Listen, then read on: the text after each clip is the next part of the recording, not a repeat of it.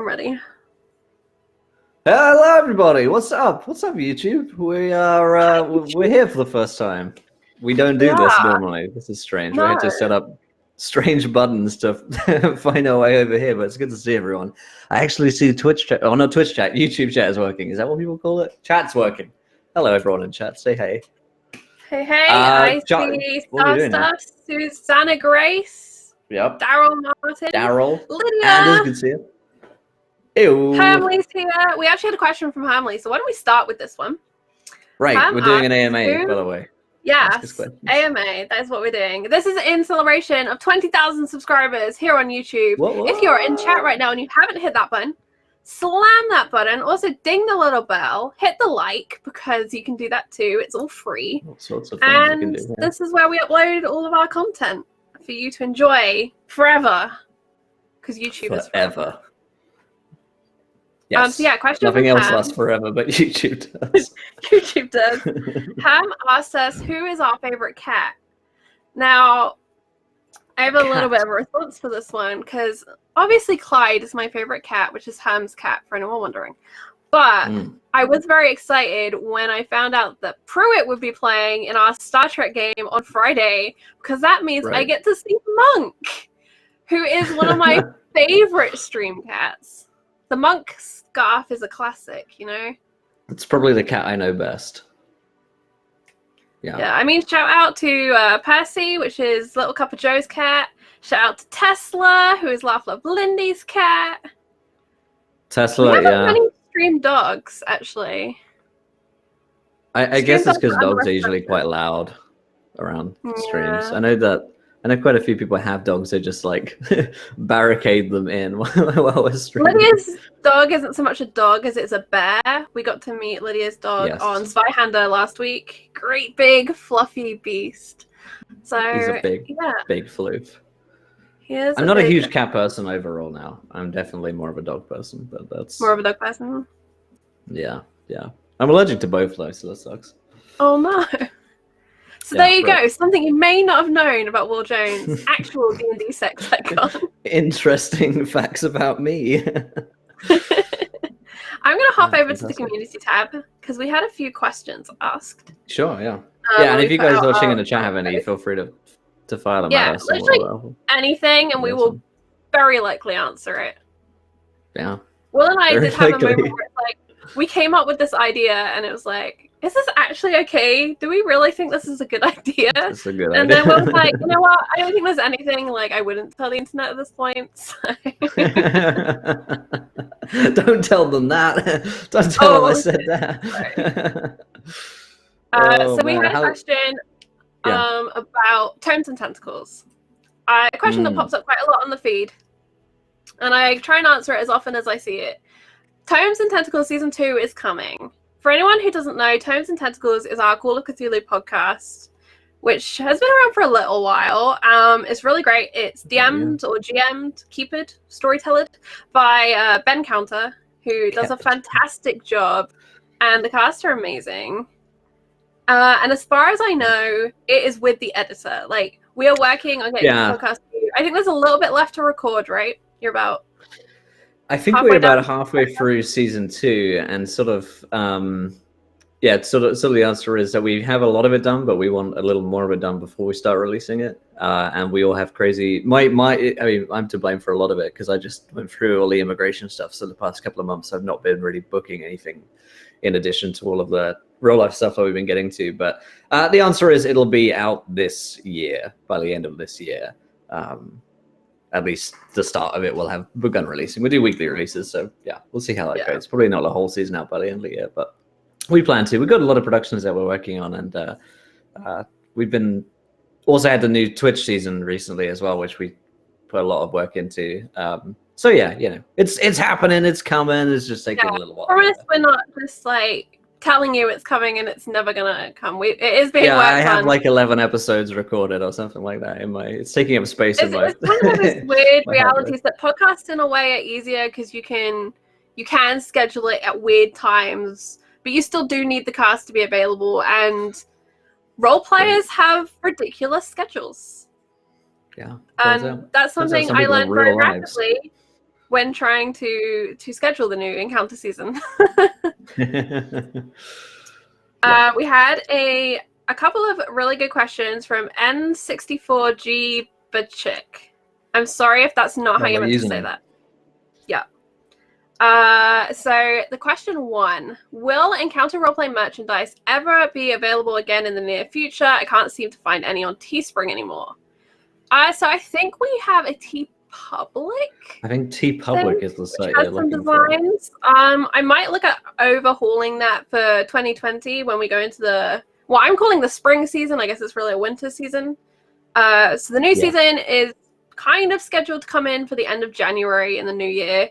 And I think we'll do like a nice little refresh. We'll update some designs and things. But if you do ever have ideas for things that you think are really exciting, send them to us on Twitter, YouTube comments. We do read them. And our Patreon is a really good way to get in contact with us. One thing about the Patreon is this season we did start sending 100% of that income to our casts and sharing that out and doing a kind of a profit share with the cast this season, trying to get them paid and on the way to being paid. So that is something there. And we're posting up what we're calling audio on demands, AODs. And we've got Broken Crown up there at the moment. And I'm bullying Will into letting us put Tentacle Tuesday up there. So we're not going to be releasing it as a full podcast edited production, but we will be getting you that audio over on Patreon for Tentacle Tuesday, so you can listen to it however you want. You can just download it straight from the Patreon onto your device, and you can listen to that on the go. I think you only have to be a $1 patron to get that stuff as well. I'm pretty sure it's like $1 low tier. Yeah. Are we still live? Yeah, YouTube looks like it's being weird, but I don't know. So YouTube just started playing Area 51 to me. Oh, I think we're good. One shot. Okay. Yeah. Hopefully we're still good. Hopefully everyone can still see it. Perfect. We're new at this. Very new at this. Maybe we've been cut off. I don't know. New live streams. Nice to chat saying we're live. We're good. Okay. Thanks, chat. We appreciate you very much, Lee. Let me see. What Jonathan Robinson asks, what's the most terrible thing a PC has done in a campaign? Like extremely evil or borderline party killing actions. I haven't played with any like actual psychopaths. For, like well-behaved PCs. In terms of someone who's like always going to betray the party, whenever I play with Alex Zippy Zippo, he always betrays the group. I think in some capacity in every game we've played in. I don't know what's the worst thing someone's ever done. I think Lydia in Zweihander, like no, it wasn't Lydia. It was Kimmy in Zweihander. Like Mercy killed a nun. That was pretty bad. I mean, she didn't have to do it, and so it just sort of did. And I was like, okay. They also group murdered in their sleep a bunch of their allies. That was weird, including the daughter of one of the NPCs that they were friends with. Yeah, I mean, that's why Hannah game actually was pretty dark. They did some pretty bad stuff in that game. Maybe that's the worst. Certainly, I think one of the things that I always like about Encounter Roleplay is it's very rare that we play the typical heroic characters. We're always gray zone, and it feels a little bit more, I don't know, real in some ways, but also we push the ridiculous aspect of it a little bit sometimes. Yeah. And I like that. I like that we do that, but you're not like punished by the great morality of the DM. The DM's like, sure, you do that. There might be consequences, but there's no like, your gods leave you forever. You are now destitute and Homely asked if Jim killing a dog counts. I mean, definitely Jim Davis killing all of those dogs. It definitely is up there. Pushing Laurelani over a cliff. Did I do that? Maybe I did. Someone did. Oh, that was Tool School. Yeah, classic Tool School. Sounds like him. Yep. There's been some good moments. Been some good betrayals and good dark moments. What are some of your favorite moments? Well, because obviously we've hit 20,000 subscribers, which is a huge landmark. And it's kind of like, it's been like 5-ish years we've been going, right? Yeah, it's just about 5 years. Favorite moments? Oh, I don't know. All of my moments are my favorite ones. I know, I've got to look at memories of like Call of Cthulhu crew.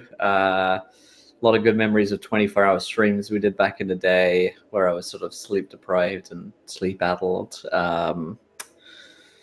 Yeah, stuff like that.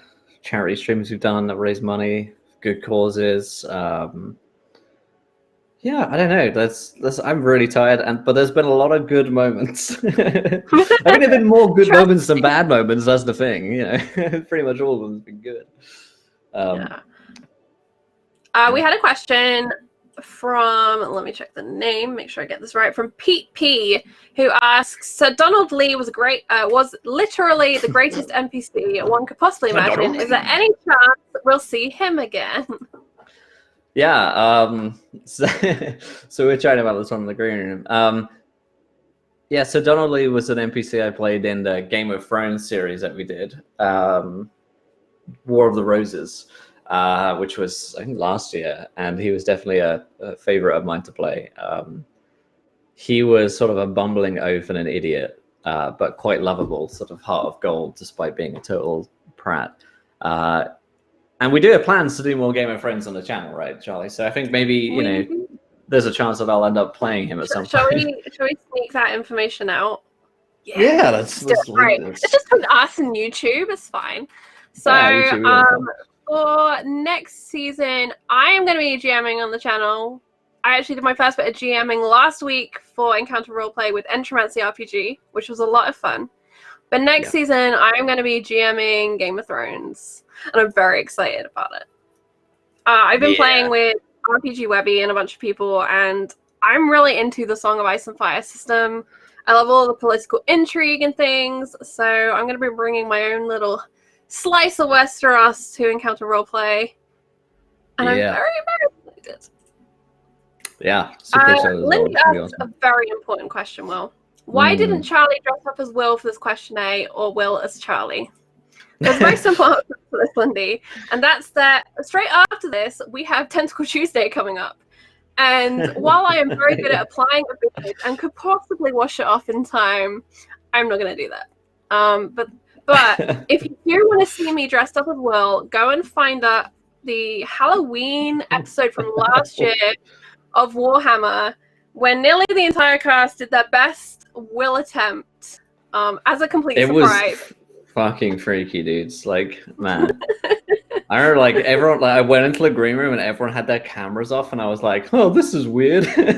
As we were going into the show and they turned them on, I was like, am I fucking tripping balls? Like, why is there so many me's? We were like, quick, keep finding reasons not to turn your camera on. Yeah, it's fucking weird. Yeah, but no, that was freaky. But yeah, we got Tentacle Tuesday in what, like 45 minutes or so. So we're going straight from this stream over to Tentacle Tuesday, so you guys can come with us. Yeah, I did see some other questions in chat earlier that I've got down here. So Saint Sin asked, how's this year going for you guys?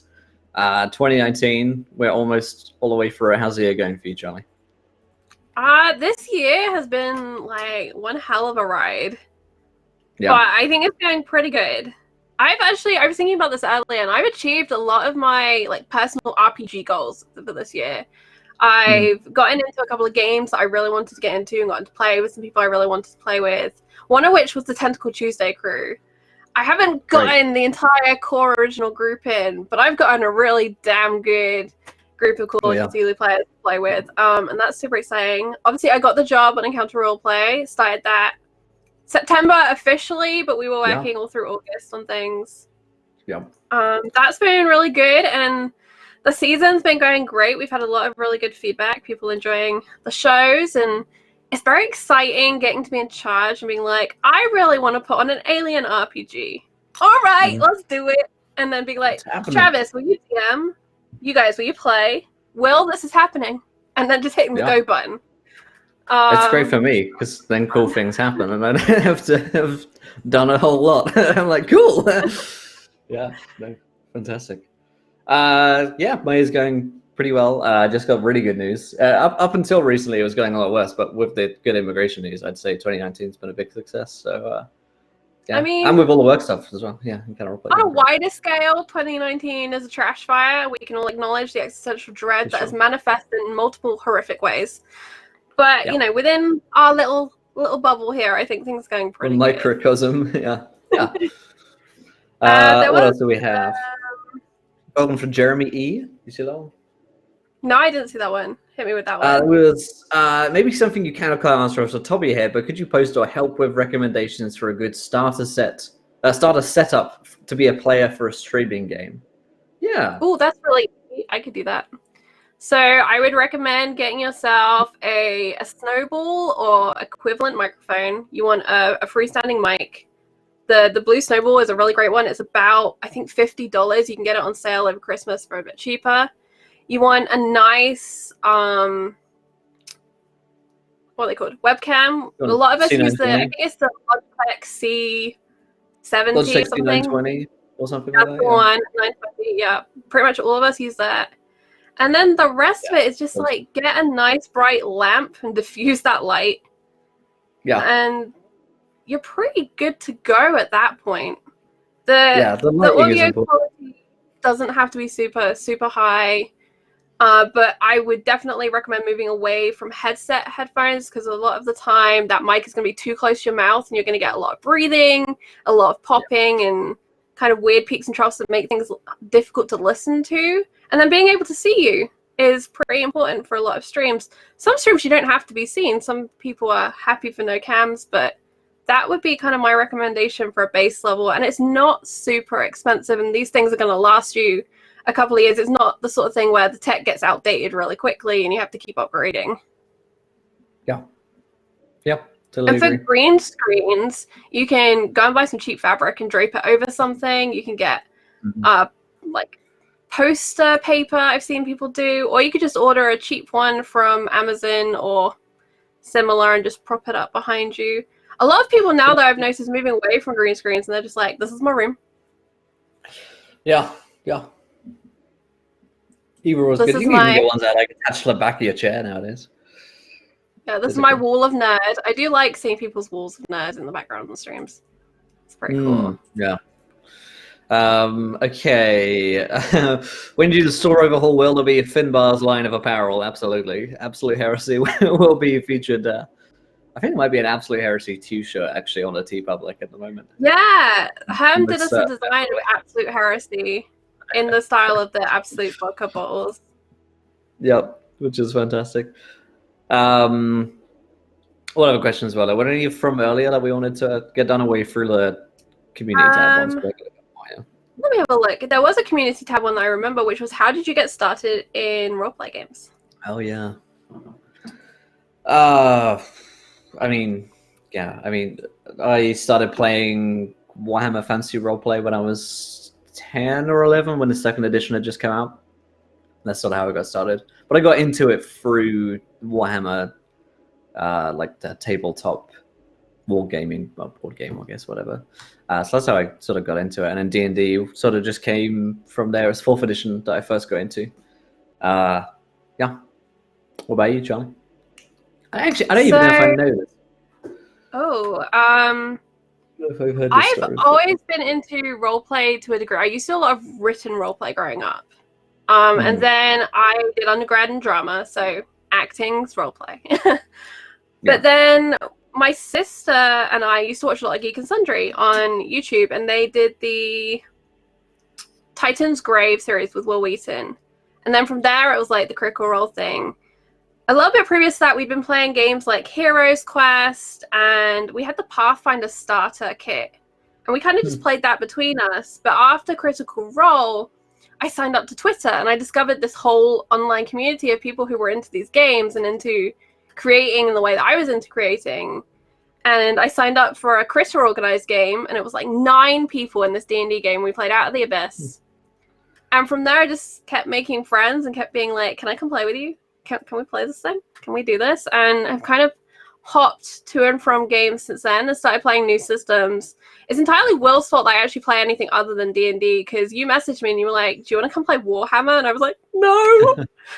Not really. Really? Jim Davis came and held my hand and was like, it'll be okay. And I was guided to the happy, grim, dark mudblood and shit. And that's where I like to be now.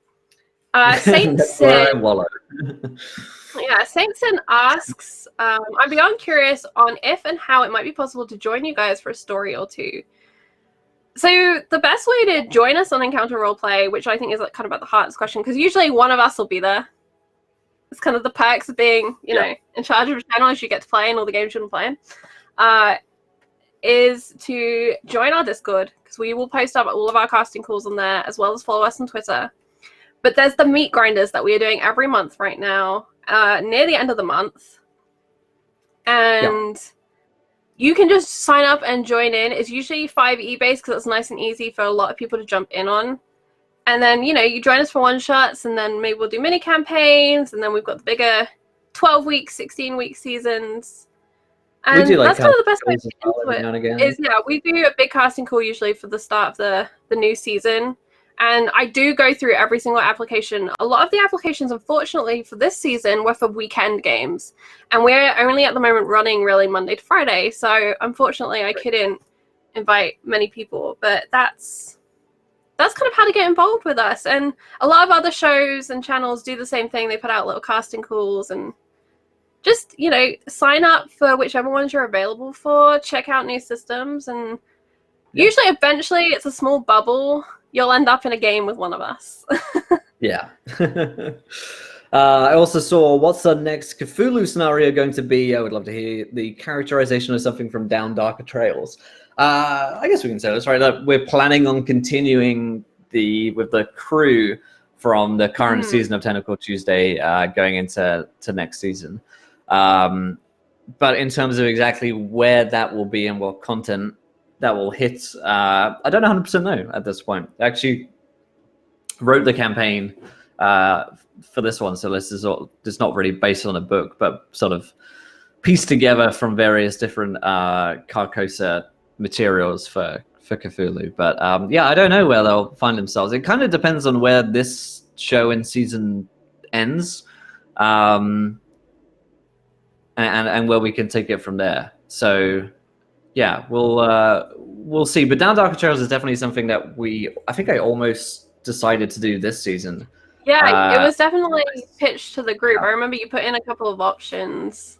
That's right. Yeah, I think one of them was Down Darker Trails, and we picked Carcosa, I think, to do, or somehow we ended up settling on doing Carcosa material. I mean, Carcosa just always happens to you. If it's an option on the table, Carcosa will come to you. you got to walk through that door. But yeah, Down Darker Trails is definitely something that I've been meaning to get to, and no doubt will happen at some point. It's just sometimes you don't get a whole lot of game options all the time, so you got to take the ones that you get. Yeah. I really want an excuse to buy a cowboy hat. So. Jeremy E, you should run a camera shy / socially awkward stream for some of us. All right, so you're like, honestly, being in front of a camera is kind of scary still.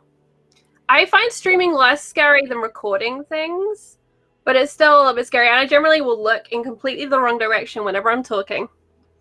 And you will see, if you go back to my first appearance on Encounter Roleplay, which was Sands of Zahir with Strider, the first campaign I was invited on. I was so scared of performing and being on camera that I didn't do a voice. I did my own voice. I was very scared. And then since then, I've kind of gotten over it. And it's one of those things, the more you do it, the less scary it is, the more you kind of get okay with it. And you realize the communities that you're joining aren't that scary either. I was a little bit scared when I took over Encounter Roleplay, Twitch directing, that I was going to see horrible YouTube comments, because YouTube, as we know, is not the best place for comments in general. But so far, the comments that I've seen have been either constructive criticism or really supportive. And you don't get as much as that backseat, DMing backseat playing as you kind of come to expect from, I think, the chatter bubble that surrounds things. And I also promise that a lot of us are very socially awkward in person. We get comfortable in our little bubble behind a camera, but in person, we remain just like everyone else. Well, and if you get like camera shy as well, maybe streams aren't the best place for you. Just play at home. Like, I've played home games online, and we haven't used cameras. If someone's busy, and we just end up not turning them on for whatever reason. So, I've had that before. It's totally a thing. Yeah, don't feel like just because you're playing a game, you have to be on a stream either. There are lots of ways to get games that aren't streamed, and there's lots of like nice things about it. I know a lot of role players and a lot of streamers kind of want a private game just for themselves sometimes too. So don't feel that pressure and be honest with yourself of, is this what I want to do? Because the other thing is a streamed game is different from an at-home game because you have an audience that is present and you are always cognitive of that, and you've got the production to do. But also the way we build stream games is a little bit different because we cut back a little bit on mechanics so that we can focus on the story and staying in the moment. You know, we want the roles to really mean something. We're not just clicking the button every 3 seconds, and because that's not entertaining to watch, in my opinion, watching someone click a button every 3 seconds and then go, what does this mean? 100%. Grab a book and like sit behind the book. Let's quickfire some of these because I'm looking at the time and I know we've got to go and do Tentacle Tuesday in a minute. But Will, what's the freakiest Call of Cthulhu plot that you never got to use because of PC decisions? That's a good question. I think maybe the answer is actually the freakiest stuff happens because of PC decisions. I'm not sure if any. I'm trying to think if there's a specific case of something that I had going to happen that didn't. Usually if there's something that I really freakily want to do, I find a way to do it in Call of Cthulhu because that's the kind of game that it is. One of the creepiest moments I definitely found the most disturbing was the Brophy brothers in Doors to Darkness, the incestuous Brophy brothers. That was definitely like a line that we hadn't crossed previously in Call of Cthulhu. That was like, and then the birthing and weirdly, it was kind of an improv. Yeah. A lot of baby stuff is creepy. But yeah, the incestuous Brophy brothers was definitely one of the creepiest things. And actually, you know, that was made creepier because of Lindy's character's decision to sleep with one of them. We blame Lindy. And so I was sort of riffing on that, to be honest. Like I had them down as weird, and obviously part of the adventure is that they're creepy, but in the adventure they're not like as creepy as we made them, which was definitely thanks in part to Lindy's decision to set us on that road. And I just continued driving until we got to the the very end of that road. So that was fun. Matthew asks, totally new to the channel, so wondered what is your favorite campaign that the other has led and why. So I think we should just like do favorite campaigns because I haven't actually led a campaign on Encounter Roleplay yet. For me, I would recommend checking out Tomes and Tentacles podcast. It's a really fantastic podcast if you're into podcasts. Beneath Dark Bowels, both Will and I were on. It's a Warhammer campaign led by Jim Davis. I thought that was really cool. The Zweihander Blackhearts campaign was outstanding. That's a good one. That was a fun one.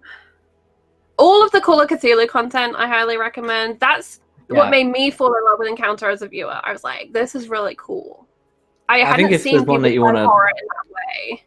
Yeah, I think if there's one that you want to jump onto that's happening now each week, then definitely Tentacle Tuesday is one to want to watch, which happens in about half an hour. And but yeah, if you are looking for something brand new to watch, starting November 6th, we have the Hellfire Plots mini campaign, which is a Zweihander campaign using the Mangosh supplement that we're very excited. It's going to be brand new, so that's going to be a really great joining point if you want to check out a campaign nice and live over on Twitch. Absolutely. What else is there? I saw, which do you prefer, grim dark or chaotic farce?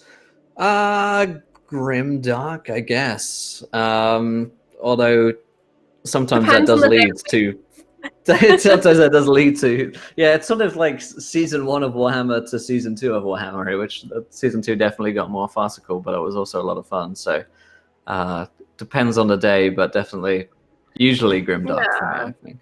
Usually grimdark. I definitely like dark and low fantasy games more than high fantasy heroics, but I also love the miniseries that you ran for us for Adventures in Middle-earth. And also, Will is one of the only guests to ever kill one of my characters. So let that be known. Slight spoiler. That's true. I didn't even mean to. To. There were so many upset comments. Speaking of YouTube comments, there were a ton of comments, about how you died in that one, and there was some because there was some confusion about how you had died as well. There were a couple of accusations of whether I just murdered your character. We went through it step by step, and the comment section there, we've got it all laid out. It was a worthy death, and not my fault. I just happened to roll some nat 20s in some good moments when you were dead. So that's how it goes. Also, like AME is way more deadly. Yeah, there's less healing.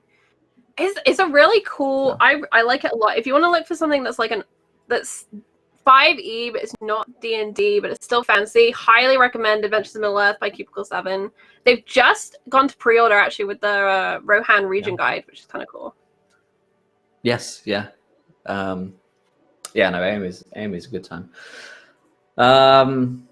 Oh, and there's a chance at Worldcon in New Zealand next year that the AME crew that I play with every other Tuesday on Arvan Elrond's channel, there's a Green Dragon in there in New Zealand, and they host a con there. So we're hoping, whether or not we can fly out or not, to actually be at the con and play our AME game in the Green Dragon Taverns. That'll be a lot of fun. So, but getting to New Zealand is such a drag, and I just did US immigration, and it's all complex. Afraid but, if you leave, they will let you back in again.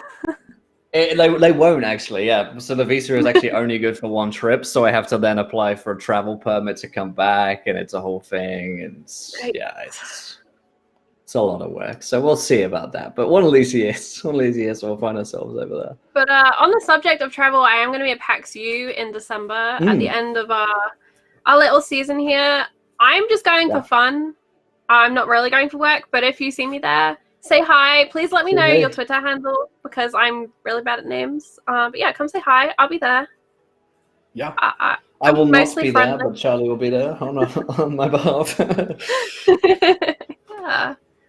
Yeah. I think that's probably about all we have time for, because it is 25 to. Yeah, I'm looking at the time. Yeah. We need to get rocking and rolling. Yeah, so if you want to continue this conversation, right, you can follow. Yes, if you want to continue this conversation, I'm going to go over to Twitch right now. I'm going to hop into the host seat over in our little Tentacle Tuesday tunnel, and I can keep answering your questions over there. So I'm going to go hop away and do that. Thank you so much, everyone, for being here. Thank you so much for hitting that subscribe button. If you're not watching live, we really do appreciate you. If you've enjoyed this and you'd like us to do this again in the future, maybe not necessarily ask me anything, but maybe, chat with encounters with encounters. I don't know. We'll come up with a name.